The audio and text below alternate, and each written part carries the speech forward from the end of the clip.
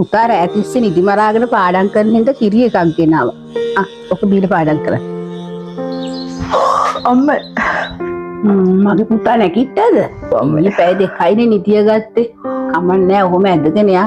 තව මාස දෙකයිනේ. අම්මේ මට රුපියල් 5000ක් දෙන්නකෝ පන්ති යන බරක් වෙනවා. ඇයි පුතේ? අපි ගිය සතියේනේ පන්ති 3ේම පීස් එකට ගෙවුවේ. නෑ අම්මේ මේ නෝමල් ක්ලාස් එකනේ. මේක පේපර් ක්ලාස් එකක්. මේ ටියුට්ස් වලට ගෙවන්න ඕනේ. අනිත් එක මේ අනුමාන ප්‍රශ්න පත්‍ර දෙන එක. ඒකට දෙන්න ඕනේ අම්මේ. ඉතින් සල්ලි දීලා ගන්න ඕනේ. අනේ පුතේ රුපියල් 5000 මේ උදේ පාන්දර මං කොහෙන්ද හොයන්නේ? කමන්නේ. ඔයා බත් කටක් කාලා ලෑස්ති වෙන්නකෝ. මං උයලා තියෙන්නේ. මං කාන්ති නැන්දගෙන් හරි ඉල්ලගෙන එන්න. මොනවද ඉුවේ? කිරිමාළුයි චිකන් බෙදලා බටු මෝජු.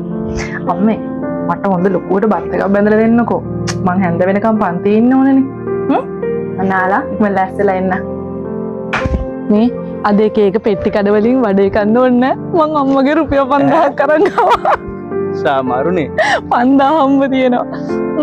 අද අපි දෙන්න කොහේ හරි ගිහිල්ලා හොඳට කාලා මූවි එකක් බලන්න යමු. පිරි ෆිල්ම් එකක් කියලා දෙන්න අපි. ක්ලාස් කට් කරමුද? අපි ක්ලාස් යන්න ඕනේ නැහැ. ආසත් නෑ අප්පා මේ විභාගම මල මගුල් එපා වෙනවා බබා. ඔව්වනේ පිරේ මට නම් පාඩම් මාස දෙකයි තියෙන්නේ. ඔය පාඩම් කරනවද? මොන පාඩම්ද බබා? ඉස්සුද? මන්න පොතක් අතින් අල්ලන්නේ නැහැ. මාත් ආසම නැති සීන් එකක් හොඳේ. හැරත් මං ආසත් නෑ එක කාලංක රස්සාවල් කරන්න යන්න. මොන රස්සාද බැටියෝ? ඔයාලා මම ඉන්නවනේ අනේ. ඔයාලට මම හැම දෙයක්ම අරන් දෙන්න. මොන රස්සාද ඔයාලා? අමතකුණා ඔයාලට සර්ප්‍රයිස් එකක් තියෙනවා. සර්ප්‍රයිස් එකක්? මොකද්ද බැටියේ? මගේ අත් දෙකේම හදපු රස්නේ මතක බත් එකක්. අනේ බැටියෝ. පුතේ ප්‍රතිඵල නිකුත් කරලාලු. ලොකු නැන්ද කිව්වේ බලන්න ඉක්මනට ඔය ෆෝන් එකේ. මම ෆේල් අම්මේ. ඇත්තද? අමන්නේ ඉතින්. ලොකු අක්කේ.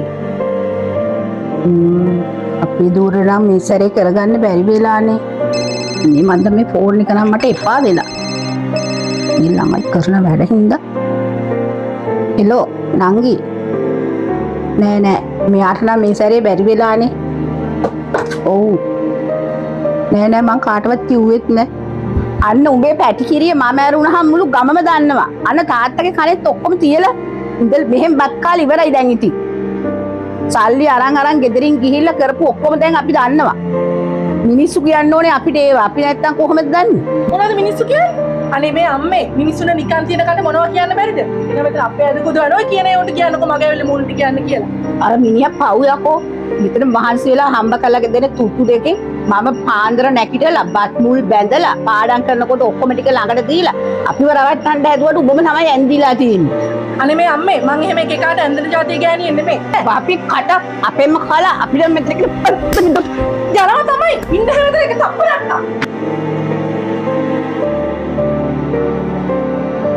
මොනවද මේ කරන්නේ? ප්‍රශ්න ඇති කරන්නේ නිකම් බරුවට. අනේ ඇයිස්රෝ ඔයා එහෙම කියන්නේ? අනේ මේ මම ඒ දෙකයි B එකයි දාලා ඉංජිනේරින් ෆැකල්ටි සිලෙක්ට් කරලා තියෙන්නේ. ඔයා මේ විකාරයක් වෙන්න හදන්න එපා. ඔයා හිතනවද මේ ඔයා වගේ ඉගෙන ගත්තේ නැති නූගත් කෙල්ලෙක් නිසා මගේ ඩ්‍රීම්ස් එක මං අතහැරලා දායි කියලා? හරි මට තේරෙනවා ඉස්රෝ. මං වගේ සත පහකට වැඩක් නැති කෙල්ලෙක් හින්දා ඔයාගේ ලස්සන ජීවිතේ නාස්ති කරගන්න එපා. හැබැයි මේ වෙලාවේ මට වෙන කියන්න කවුරුත් නැහැ. ඔයාට බැරිද මට යාළුවෙක් ඉදිරියට හරි උදව් කරන්න? මට ගෙදර යන්න බැහැ ඉස්රෝ. මං ලොකු අවුලක ඉන්නේ.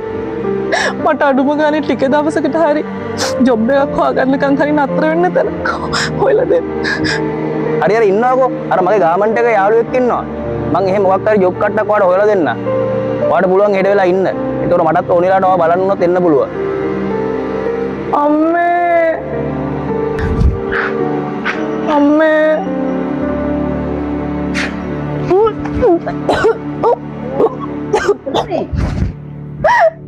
මං ඉවරයි අම්මේ. යෝ අනේ අම්මේ මට ජීවිතේ වැරදිලා ඉවරයි. පිස්සුද? පුතේ දරුවෝ දෙමව්පියන්ට වෙනස්කම් කරාට දෙමව්පියෝ කවදාවත් දරුවෙකුට වෙනස්කම් කරන්නේ නැහැ. මට දරුවෝ දෙන්නෙක් වැඩි නෑ පුතේ. එන්න අපි යන්ගේ ඇතුළට. අනේ අම්මේ මට සමාවෙන්න අම්මේ.